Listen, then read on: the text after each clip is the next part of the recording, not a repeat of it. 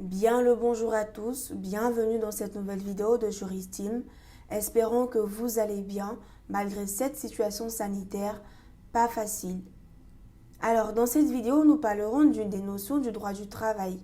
Il s'agit des conflits collectifs, notamment de la grève en entreprise.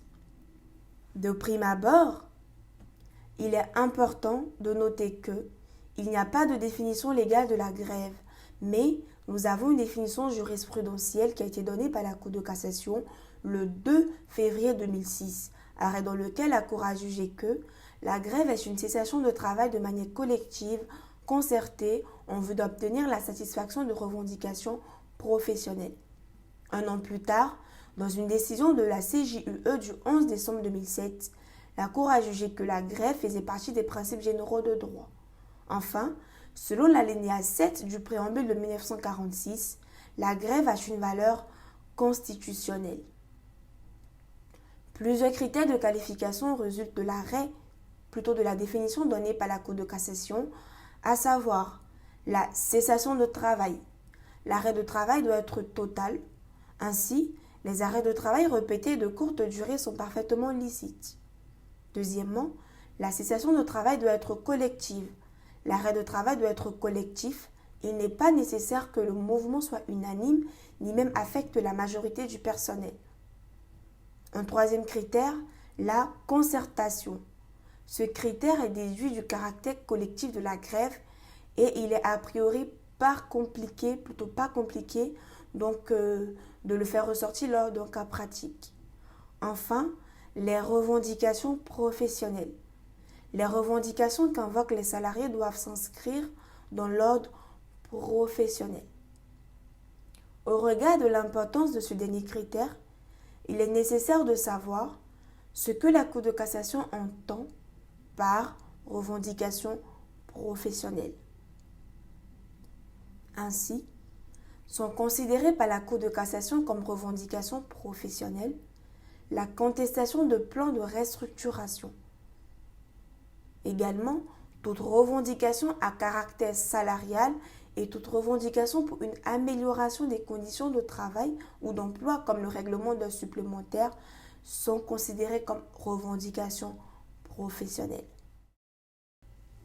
Petite particularité s'agissant de la grève de solidarité et la grève politique.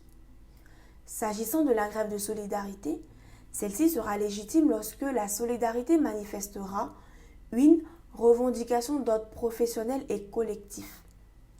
Pour ce qui est de la grève politique, la Cour de cassation a reconnu un caractère d'ordre professionnel à une grève nationale en 1976 qui avait pour objet le refus de blocage des salaires, la défense de l'emploi et la réduction du temps de travail, au motif que ces revendications étaient étroitement liées aux préoccupations quotidiennes des salariés au sein de leur entreprise. Une fois tous les critères évoqués précédemment remplis, il faut que l'employeur ait connaissance des revendications. L'exercice du droit de grève suppose donc que l'employeur ait eu connaissance des revendications des salariés au moment de l'arrêt de travail. Notons qu'il est prévu que seule la loi peut imposer un délai de préavis aux salariés et non une revendication et non une convention collective. Ainsi, une grève surprise est valable dans les services privés. Par exception, un préavis de 5 jours doit être respecté dans les services publics. Pour conclure, notons qu'il existe une limite à l'exercice du droit de grève.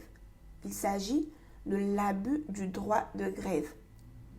Il a été prévu dans un arrêt que ce n'est qu'au cas où la grève entraîne la désorganisation de l'entreprise qu'elle dégénère en abus. Par conséquent, notons que désorganisation de l'entreprise est différente de désorganisation de production. Ainsi prend fin cette présentation. Merci de nous avoir suivis et n'hésitez pas à vous abonner.